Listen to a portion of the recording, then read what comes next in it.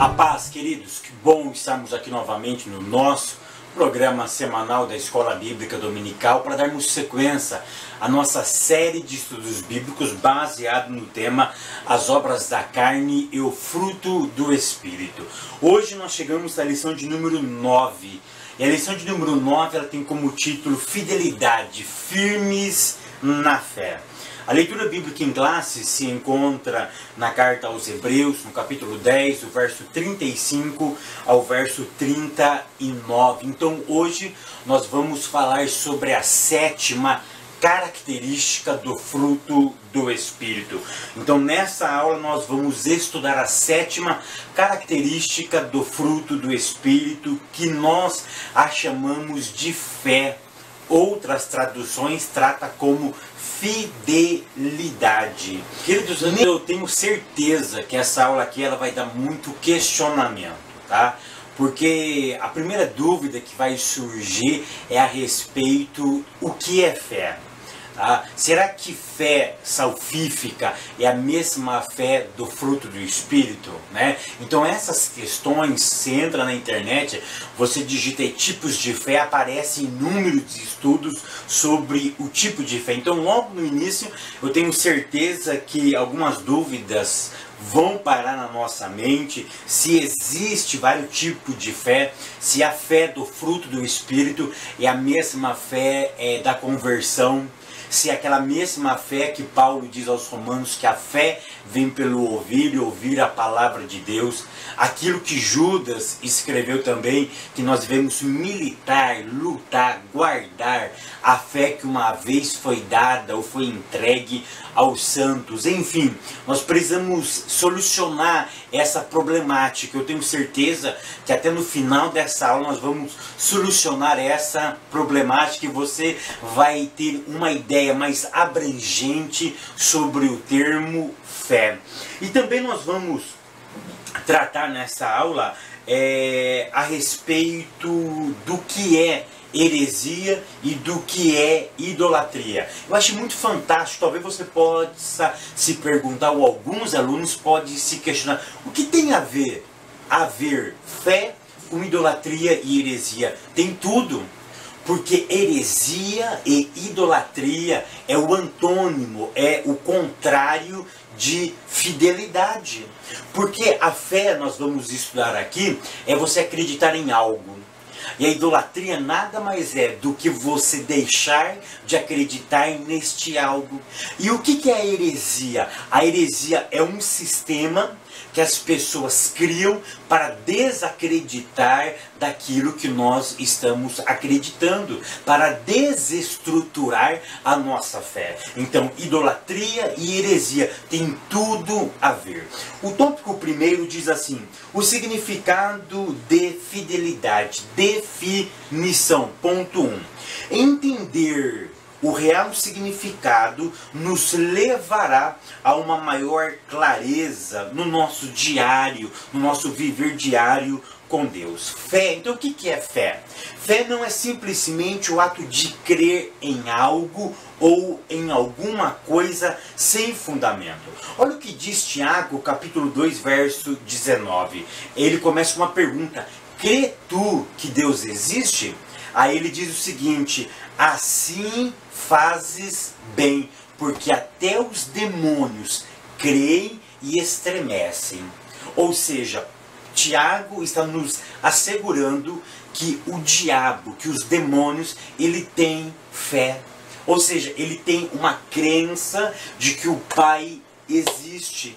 E nessa crença que ele tem em acreditar na existência desse Deus Supremo, eles estremecem, eles ficam com temor, entre aspas, ele tem um certo respeito, porque eles sabem que eles já perderam e que o Eterno é imaginavelmente mais poderoso do que eles. Então perceba que crer aqui não é simplesmente em acreditar em algo ou em alguma coisa. Olha a palavrinha-chave: sem fundamento. Tá? Sem fundamento. A fé precisa ter fundamento. Tá? O que é fé? Fé no hebraico vem de emuná. Emuná significa sistema. Emuná significa fidelidade. No ponto 2 eu vou explicar um pouco mais de detalhe. Mas o que eu quero que você entenda agora é o seguinte, que emuná é você acreditar no sistema. Imagine um tripé, né? O tripé ele tem 3 pernas. O tripé, ou uma pirâmide, ele é formado por 3 pontos, ou por 3 pés. O que precisa para ter um reino? O reino é comparado ao tripé ou um triângulo. Tá? Ele precisa ter 3 elementos. Precisa ter um rei, um governador, alguém que manda. Precisa ter súditos, alguém que vai ser administrado por esse soberano. E precisa ter leis que comanda esses súditos. E é tão interessante que a emuná, que está lá no Antigo Testamento, aquilo, quem é o nosso pai da fé? Abraão, nós chamamos ele em hebraico de Avraham, tá? Abraão é o pai da fé, mas ele acreditou no quê? Ele acreditou num sistema que o Eterno estava revelando para ele. Ele acreditou que Deus era o governador. Ele acreditou que ele era o súdito deste governador. E ele acreditou que a palavra de Deus era verdadeira, eram os mandamentos, regia este reino. Então vocês conseguem compreender que emuná é muito mais simplesmente de acreditar em alguma coisa, mas é você ter um sistema, e nesse sistema você botar a tua fé, nesse sistema você jogar toda a sua ânsia nesse sistema. Então emuná em hebraico é crer num sistema. Então nós precisamos acreditar no sistema. E qual é esse sistema? O sistema da palavra de Deus. Então nós precisamos acreditar que o Eterno reina. Nós precisamos acreditar que eu não sou governador, eu sou súdito. Eu preciso observar algumas leis. E aonde está a lei desse reinado? Na sua santa e bendita palavra. No ponto de número 2, temos o seguinte: a fidelidade como fruto do Espírito. Sabemos que a fé ela é desenvolvida pelo Santo Espírito, ou pelo Espírito Santo. E é a mesma fé que vem pelo ouvir e ouvir a palavra de Deus. Então vamos direto ao ponto. Existe diferença entre a fé que Paulo diz lá em Romanos, que vem pelo ouvir e ouvir a palavra? Existe diferença entre a fé de Gálatas 5, verso 22, que é obra do fruto do Espírito? Existe diferença a fé salvífica, que é o dom gratuito de Deus, que está lá em Efésios capítulo 2? Isso não vem de vós, é dom de Deus. Tá? Eu quero deixar bem claro aqui, que no meu simples entendimento, não existe vários tipos de fé. Não. No meu entendimento, olhando as Sagradas Escrituras, não existe uma fé para salvar, uma fé como fruto do Espírito, uma fé que é dom de Deus, uma fé que não sei do que. Não existe tipos de fé. Existe uma fé com níveis diferentes. Então perceba só, é uma fé com níveis diferentes. Quer dar um exemplo? Vou dar um exemplo para vocês. Por exemplo, um atleta que ele pratica salto em vara. A primeira vez que ele vai saltar em vara, talvez ele salta 1 metro. Ele vem correndo, pula, pressiona a vara e ele pula 1 metro. Aí ele vai desenvolvendo. E vai chegar um momento que ele vai pular 5, 6, 7 metros de altura. Ou seja, ele mudou a modalidade. Deixou de ser salto em vara? Não.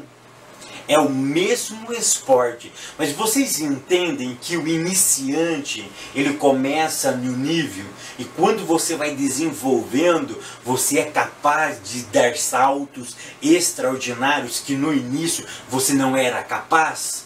Então é isso que eu quero que você entenda. Eu sei que toda ilustração existe as suas deficiências, mas eu quero que você entenda isso. É a mesma fé, mas em níveis diferentes, tá? É igual o Evangelho. Todo mundo acredita no Evangelho, mas tem pessoas que têm entendimentos mais aprofundados no Evangelho. Por exemplo, os meus filhos entendem que Jesus salva, que Jesus, eles entendem o que é pecado, eles entendem a Bíblia de uma forma bem simples, do jeitinho dele. Eles entendem que sem Deus, que sem Jesus, não existe salvação. Mas eles não têm o mesmo entendimento que eu tenho, mais apurado, mais aprofundado das Sagradas Escrituras. Então é isso que eu quero que vocês percebam, que vocês entendam. Não existe tipos de fé. Eu vou respeitar a opinião dos outros professores, vou respeitar a tua opinião, mas biblicamente não existe tipos de fé. Existem níveis de fé. Tá? Existem níveis de fé. A fé ela foi iniciada no ato da regeneração. Ele deu de presente para nós a fé, para nós acreditarmos na sua santa e bendita palavra. Aí acontece o que? O desenvolvimento dela, que isso é produzido pelo Espírito Santo através de um instrumento chamado Palavra de Deus. É através da santa e bendita palavra que esta fé, que essa fidelidade ao sistema, isso é aquilo que está na sua santa e bendita palavra, vai se aprofundando e os níveis vão ficando mais altos e eu então começo a me aprofundar nesse nível mais alto que é a fidelidade ao eterno. No ponto de número 3, ainda no primeiro tópico, nós temos o seguinte, a fidelidade de Deus. Nesse ponto, eu quero que vocês entendam o seguinte, que a fidelidade, o nosso autor diz, que é um dos atributos morais de Deus. A primeira coisa que eu quero que você entenda é o seguinte, o que significa atributo? É o primeiro ponto. Então vamos lá. Atributo eu vou sintetizar, porque isso é muito filosófico, tá? Mas eu quero que você, assim, explica da forma mais simples possível para que vocês possam levar isso para a classe de vocês. O termo atributo, de forma bem singela, é aquilo que faz parte do ser. É a sua essência. Sem isso ou sem aquilo, o ser deixa de ser quem ele é. Ou seja, é a coisa que marca o ser humano. É aquilo que marca a pessoa. É aquilo que marca o outro.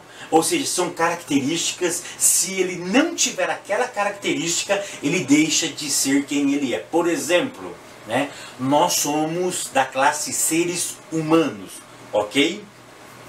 Vocês concordam comigo que existe ser humano sem olho, sem braço, sem perna, sem cérebro? Existe ser humano sem alguma parte anatômica do seu corpo. Mas não existe ser humano sem alma.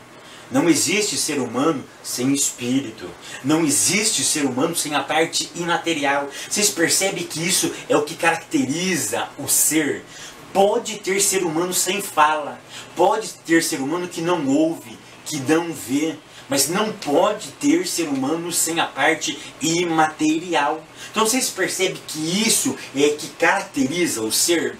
Faz parte dele. Se tira isso, ele deixa de ser quem ele é. Tá? De forma bem simples é isso. Então os atributos a Deus são marcas, vamos dizer, irmão, pelo amor de Deus, me entenda o que eu vou dizer. É a marca registrada de Deus. Sem aquilo ele deixa de ser Deus. Eu sei que ele jamais vai deixar de ser Deus, pelo amor de Deus. Mas se ele não tivesse isso, ele não seria o eterno, ele não seria Deus. Ele não teria essa nomenclatura que nós o damos, ok? E aí nós temos, o autor diz que há atributos morais.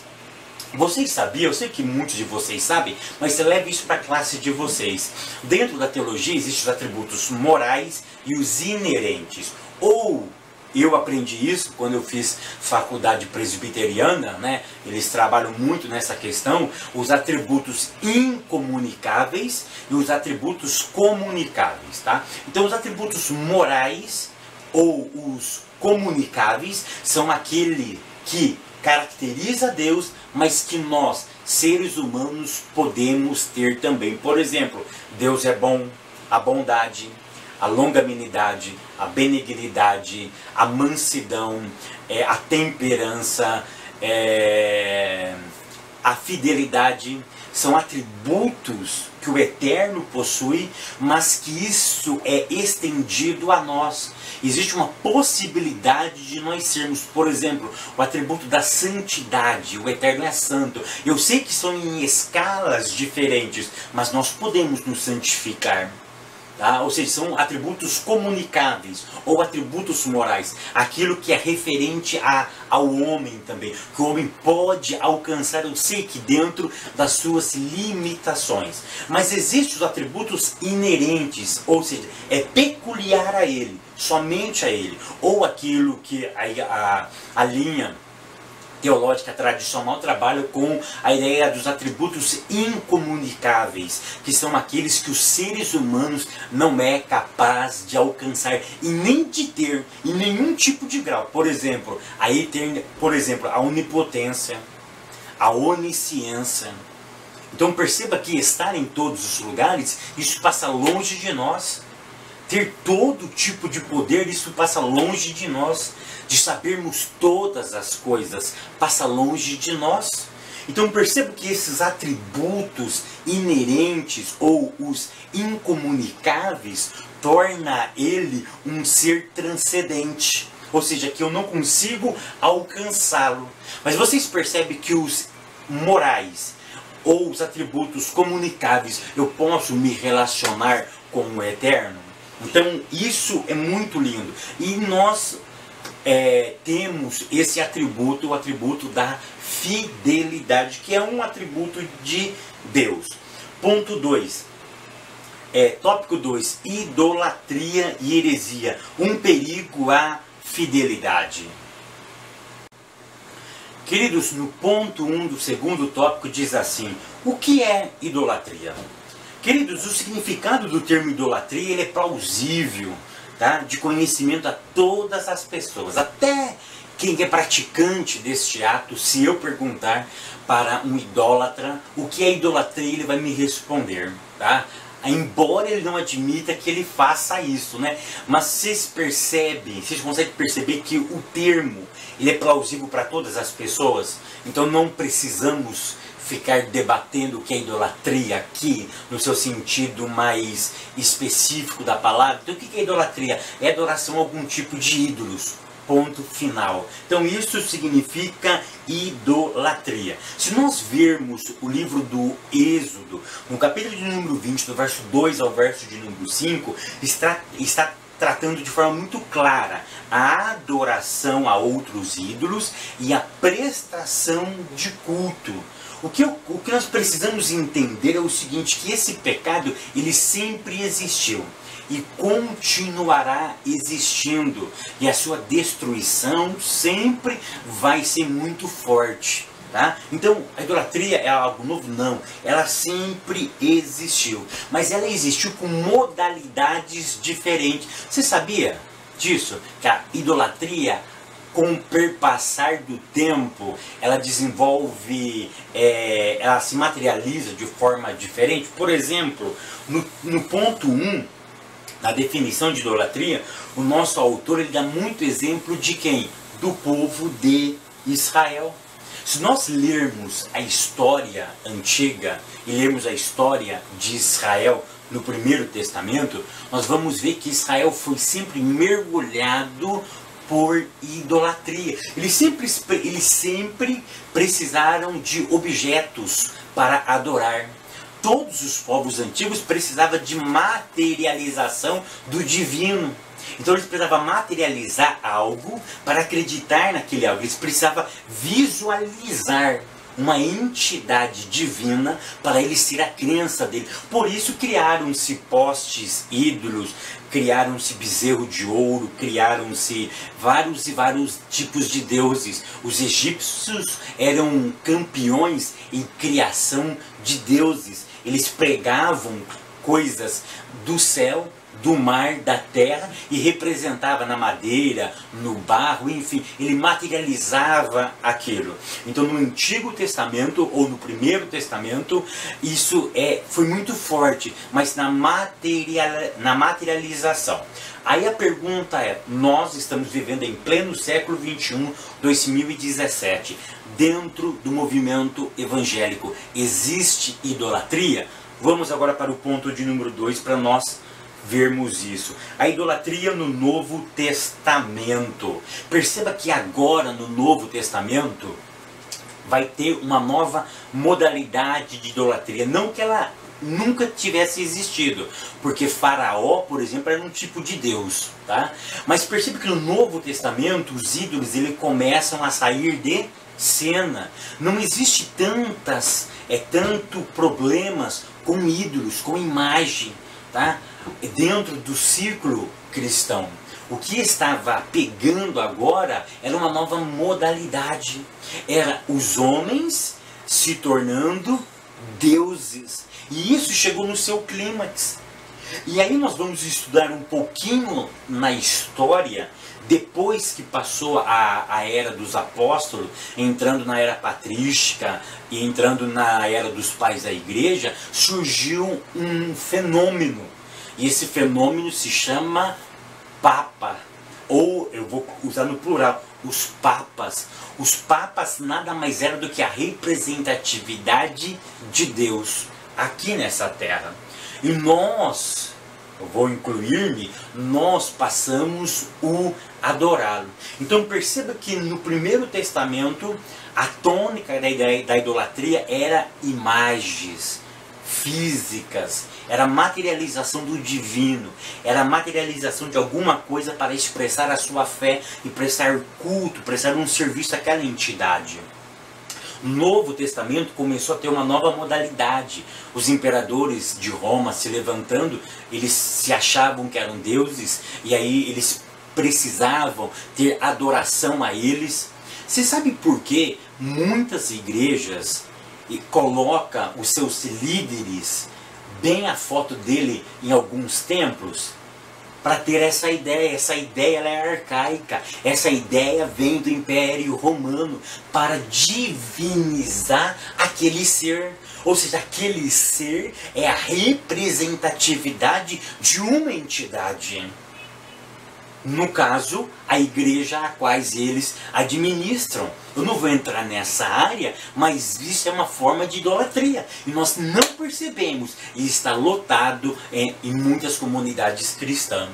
Tá? Então aí o que foi acontecendo? Com o perpassar do tempo, nós começamos a adorar o que? Os homens que prestam serviço às nossas comunidades. Eu aprendi uma coisa muito interessante quando eu estudava no Instituto Presbiteriano. Nós tínhamos alguns pastores do Mackenzie, da UMESP, da Universidade Metodista de São Bernardo do Campo. Na verdade ele estudou lá, ele fez mestrado lá, e um dos nossos pastores contou algo que eu nunca vou esquecer. Sabe a diferença entre a forma de idolatria dos católicos e dos evangélicos?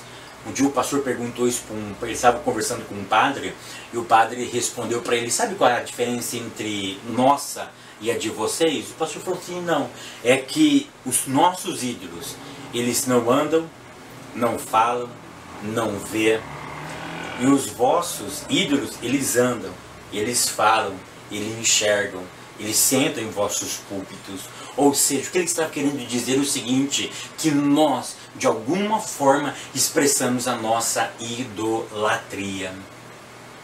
Isso é sério, queridos. Nós idolatramos coisas, nós idolatramos pessoas. Perceba que, olha o que diz Filipenses 4, verso 4. Alegrai-vos no Senhor. Outra vez vos digo, alegrai-vos. Você percebe que a base da nossa alegria deve estar no Senhor. E quantos de nós colocam a nossa fé, a nossa confiança em certos homens, em certas mulheres, em certos profetas, em certas profetas, em certas bispas, em certos bispos? Enfim, nós colocarmos a nossa confiança em homem, É um erro. Ah, Fábio, mas você não entende o que é respeito. Respeito é diferente de veneração e idolatria. Isso nós precisamos pesar na balança. Tá? Respeito é uma coisa. Admiração, respeito, admiração é uma coisa. Veneração e idolatria é outra. Tá? Esses tempos atrás eu presenciei uma cena catastrófica. Tá? Na ausência do pastor presidente, colocou-se uma almofada com a sua imagem na sua cadeira principal. O que se chama isso? Idolatria. Respeito nada, é idolatria. Temos que tomar muito cuidado com isso. Ponto 3. O que significa heresia? O termo heresia ele é muito abrangente, tá? Além daquilo que o nosso autor coloca na revista, que heresia significa preferência e escolha, heresia ainda significa seita, significa escola, partido, grupo, faccioso, algo herético ou o herege. Então podemos entender que heresia é qualquer sistema filosófico e ideológico contrário às doutrinas fundamentais da Bíblia. Então heresia é tudo aquilo contrário àquilo que nós professamos. Você sabia que para muitos segmentos nós somos seitas? Vocês sabiam que o cristianismo no primeiro século era conhecido como seita, a seita do caminho? É que aqui não é um estudo teológico, senão eu poderia me aprofundar com isso. Então perceba uma coisa, para os mormons nós somos seita, e para nós eles são seitas, tá? Porque está dentro desse conceito, é uma escola, é um partido, é um grupo faccionário que fracionou alguma coisa e fez uma ideologia de uma verdade e pratica aquela verdade, e aí nascem as suas ideias. Dentro do nosso cristianismo, dentro do movimento gospel, dentro do movimento evangélico, perdoa-me pela expressão gospel, dentro do movimento evangélico, toda ideologia, todo sistema filosófico contrário às doutrinas fundamentais das Sagradas Escrituras são considerados heresias. Mas sabe qual é o grande problema? Como encontrar heresia? Porque eu não vou falar aqui, e eu peço para vocês não falar, não toquem em Testemunho de Jeová, Adventista do Sétimo Dia, Sishinoei. Irmãos, vamos tentar encontrar heresia dentro do nosso grupo? Será que existe dentro do nosso grupo heresias? E eu encontrei algumas. Quero compartilhar com vocês aqui. Sabe qual é? Por uma heresia que eu estou vendo assim de monte. A oferta maior. A oferta maior é uma heresia pura. É um câncer instalado dentro da igreja. Em nome da modernidade, estão desconstruindo o real valor da oferta, de contribuir na obra de Deus. Eu já disse, eu vou repetir, eu fico com pena se a viúva daquele episódio de Jesus estivesse hoje em um desses cultos. Eu tenho certeza que ela nunca ganharia o prêmio da noite, porque a oferta dela seria a menor. Mas hoje nós aplaudimos quem dá a oferta maior e parabenizamos, e em troca, numa barganha, damos para ele algum produto que estimule ele ou os outros irmãos a ofertar também. Então a oferta maior é um câncer, é uma heresia. Quer ver uma outra heresia que sempre acontece no começo de cada ano? 12 dias de clamor para 12 meses de vitória. Ô, meu irmão, eu já disse e volto a repetir-me. Volto a repetir. A vida não consiste em apenas 12 dias de clamor para ter 12 meses de vitória. Eu aprendo com a oração do Pai Nosso. O pão nosso de cada dia me dai hoje. Ou seja, aquela oração me ensina eu ter um relacionamento diário para ter provisão diária. Comunhão diária, provisão diária. Se eu deixar de clamar, eu vou parar de ter milagre. Eu não vou ver milagre, não vou ver provisão. Quer ver mais uma heresia que está instalado dentro das nossas igrejas? A teologia da prosperidade. Esses dias, todo mundo sabe que o Dr. Valdomiro Santiago ele pediu o trízimo.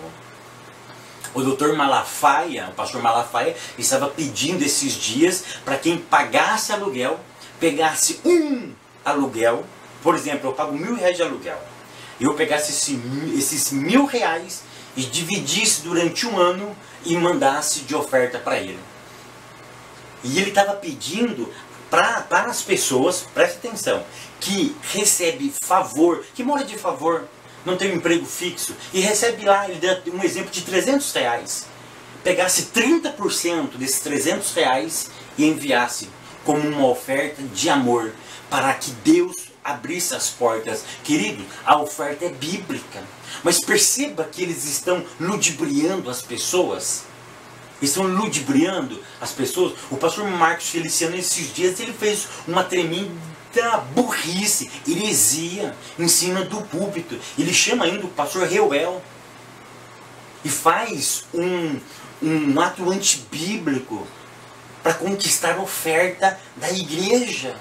Então perceba que eu não estou desestimulando a oferta. Eu não estou desestimulando porque ela é bíblica, ela é saudável. Ela precisa acontecer para que haja mantimento na casa do Senhor. Tem muitos homens e mulheres que seriam dignos de receber ofertas, que seriam dignos de receber uma ajuda da igreja. Eu nunca fiz isso, mas quem sabe um dia eu posso pedir também uma colaboração para vocês. Até hoje eu ainda não batalhei nesse. Eu gostaria muito, né? Porque se eu recebesse ajuda, por exemplo, eu faria muito mais coisa para o reino. Eu proporcionaria muito mais estudos para vocês. Mas vocês percebem que eles usam de má fé?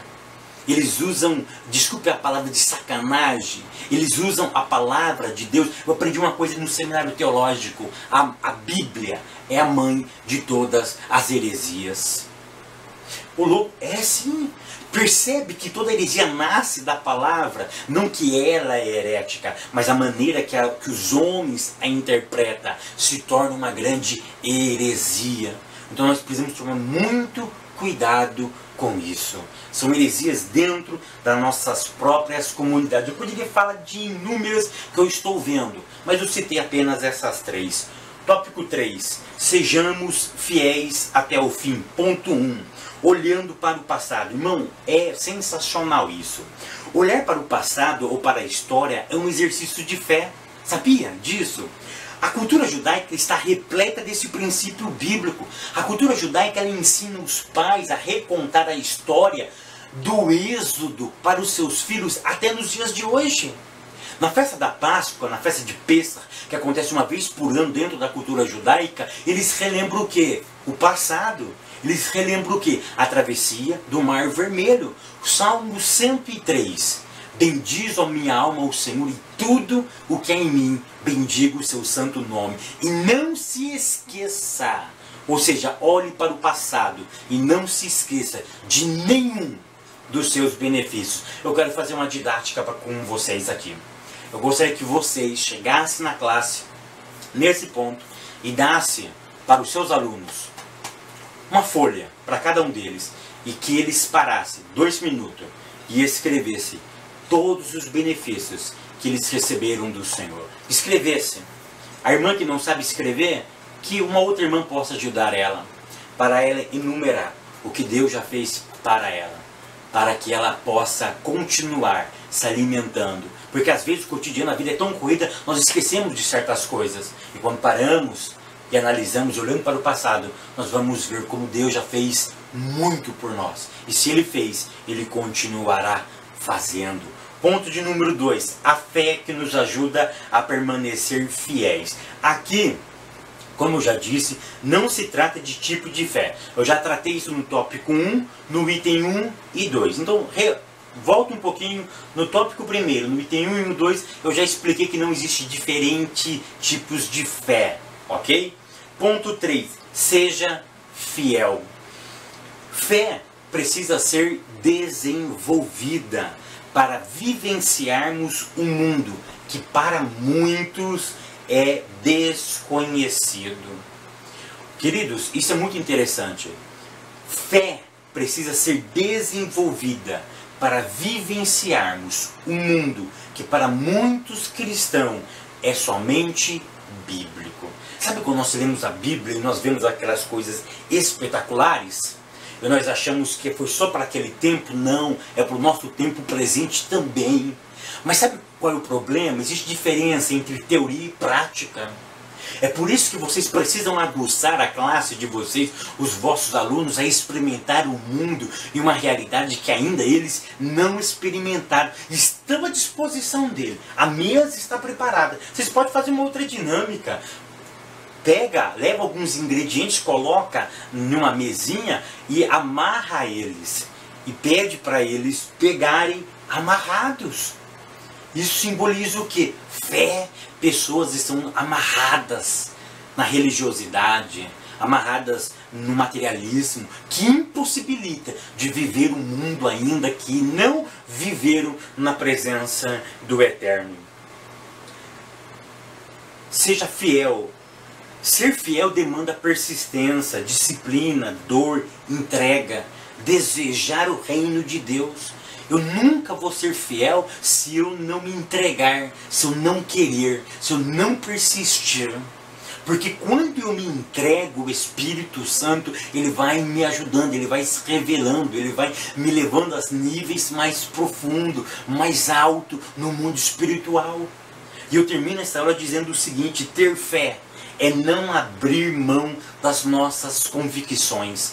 Ainda que eu não esteja vendo, mas eu preciso acreditar que aquilo que está da palavra é fiel, porque o sistema, esse sistema sim, ele funciona, ele é verdadeiro, ele sempre vai realizar aquilo que está escrito na sua santa e bendita palavra. Amém? E Deus continua abençoando a todos. Até a semana que vem, querendo Deus.